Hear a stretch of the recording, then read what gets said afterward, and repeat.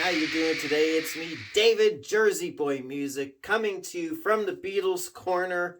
So that means only one thing. We are collecting the Beatles 101. Recently, I did a video about kind of an overview about the compilation albums 1962 to 1966, aka the Red Album, and 1967 to 1970, aka the Blue Album. And I said in that video that compilation package was in response to a bootleg called Alpha Omega. So and I said I don't have a copy of that. Well, lo and behold, went to Legend Records in Mount Gilead, Ohio this past week, and they had a copy of Alpha Omega. This one is titled Volume 1, but this is Alpha Omega. Officially 60 songs. Again, 4 records. I think it might be between 60 and 64 songs on this. Couple of the songs were kind of surprises because I looked at the record labels, which I'll show you in a minute. And I know at least She's a Woman was not listed on the label on that record, but it was on the record. So let's take a little close-up look at this right now, and then we'll come back. I'll tell you a little bit more about this package. All right, so here we are. This issue of this box set was retitled Beatles Volume 1, and this I would say is like the second repackaging of this. So it's pretty interesting. Cover, it's just really nice artwork. I think it's appealing. It shows all 4 Beatles circa, the White Album period. And let's take a look at the back cover as well. Well, when I say back cover, back of the box. So this one actually stood the test of time pretty good. Song listing, I would assume, I did not do a count, but I assume these are all the songs on here in the box set. And the copyright, 1972 TV Products, Cleveland, Ohio. Good old Art Wing did the cover design. So there's that. Now let's take a look inside the box. I'm standing ready. See, there's my hand. So open this up to share with you. So first off, just plain box. And for a bootleg set, this is actually a pretty elaborate thing. So there's that. See if we can get back in focus. Here's record 1, side 1. Beatles Alpha Omega. And vinyl is pretty good. All the records, have this kind of label, and it's very nondescript. So all 4 records are in there. So let's get a little more info on this. So there you are, close-up look. I picked this up for $40. They were asking $50, but I got a couple other things. I'm a regular customer, so they cut me a little deal, which I appreciated. They cut me a deal on that. So there you go. Now let's do a little info on this. So this was put together and released back in 1972. Originally, it was a outfit out of Jersey, New Jersey that is, called Audio Tape Incorporated. This particular version, I would say, is the second version of it because it's called Beatles Volume 1. It's actually Alpha Omega. And this was, as you saw in that close-up, TV Products out of Cleveland, Ohio. Now, These songs were needle drops. We call them now needle drops, but were recorded off of the Capitol albums. There's the majority of the songs are Beatles songs.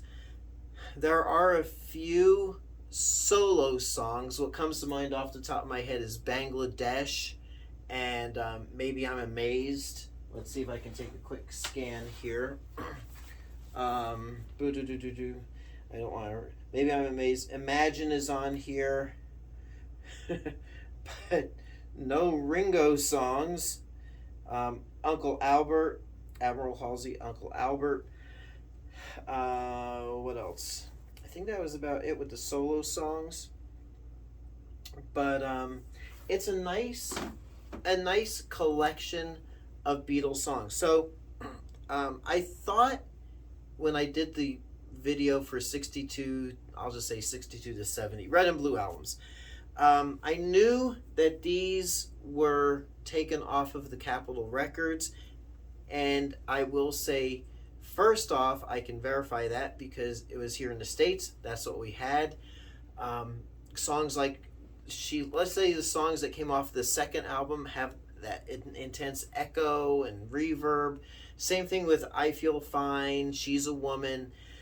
Definitely the Capitol versions. Help, the song Help has the James Bond intro on it. Came off of the Help album. But, the songs it's a very clean sounding collection. I would assume what the people did who put this together, because they took their time with it. So probably, early 70s, late 60s, early 70s, you're starting to get these really high quality Japanese made component systems. I remember my cousin, I have a cousin who's about 15 years older than me, had this set up in his bedroom. He had this huge reel-to-reel tape recorder, like a TIAC or something. He had a premium setup, turntable, the speakers. I would assume that's what whoever did this package recorded off of, probably cleaned the records, maybe even got brand new copies of the Beatles albums just so they could get clean recordings off of those records. That's what I'm assuming. I don't know who did it, but that's what it sounds like. It's very trebly, especially the earlier songs prior to Revolver are very trebly in sound. Stuff like off of Sgt. Pepper and some of the later stuff has a bit more of a bass presence, but it's not bad. Okay, it's not a bad sounding collection. Kind of reminds me, if you're my age in your 50s, remember we make like mixtapes, take our records and we record cassettes and make our little collections of music. That's what it sounds like to me. It's that kind of quality. Couple of things also, the song And I Love Her kind of slows down in a few spots, like the turntable that recorded off of kind of had a couple of issues. The version of Bangladesh is a live version off of the Concert for Bangladesh album. The song Get Back is the LP version. A Hard Day's Night is on here, the song A Hard Day's Night. It has the added echo and reverb to it, so I'm assuming it's off of a Capitol single. It does not sound like it's off of the United Artists soundtrack album. The songs are roughly in alphabetical order. There's a couple of little hiccups along the way, probably for timing reasons on the actual records. They probably, just shifted a couple of the songs around. Again, Capitol, what we would call needle drops today, but it sounds very clean. A clean old record, now isn't it? And the vinyl's not bad. It's not flimsy. I mean, it's lightweight for the time. Fits nicely in this box, and the box. I mean, this is 50, yeah, like 50 years old now, 72 to 2000, 2022, 50 years. I can't believe that time has gone by. But the box is held up really well. I had a copy of the Concert for Bangladesh box set where it's just thin and the corners are split, but the corners are all intact. Nice. You just have this little part here. Everything looks good and sounds good. And this was so this wasn't like this bootleg that you'd go to the record store and you had your bootleg section. This was advertised on TV. I'll see if I can find that, maybe a copy of that commercial and link to it. I don't know. I'll see if there's or you can look on YouTube and see Beatles Alpha Omega, see if there's a commercial for it. But this was advertised on TV, and can you imagine, out of Jersey, you're watching WPIX or WOR or WNEW, and Alan Klein, who's the Beatles manager at the time, was probably watching TV. We only had like 6 channels in the New Jersey metropolitan area on VHF frequency. He probably saw this commercial and say, "Hey, what's going on here? I'm the manager, but I ain't getting no royalties, so I gotta get this nipped in the bud."